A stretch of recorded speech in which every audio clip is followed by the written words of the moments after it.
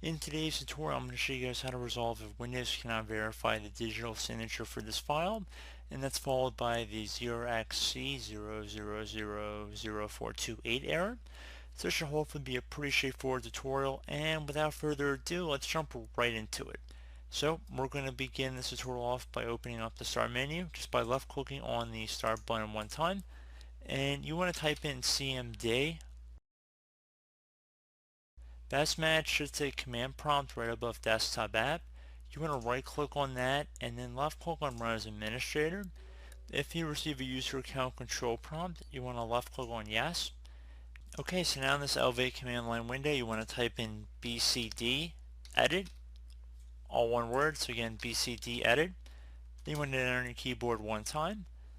Now you want to type in BCD edit space minus sign set, and then you want to do another space. So again, BCD edit space minus sign set.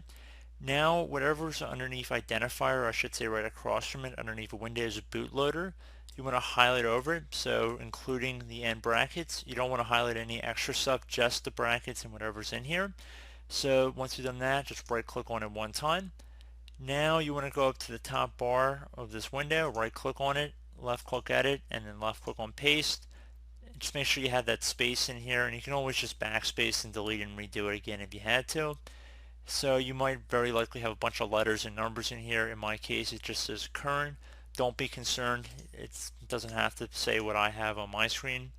So once you have that, you want to do another space and then type in no integrity checks. And this is all one word, so no integrity checks. After I got the end brackets, no integrity checks, all one word. It's very important. Then you want to do another space and then type the number 1. So just 1 after that. So again, just another space after no integrity checks. Then type the number 1. Then you want to hit enter. Should say the operation completed successfully. At this point, it would suggest restarting your computer. Hopefully you won't have any issues getting into the operating system you're trying to boot into through the Windows Boot Manager.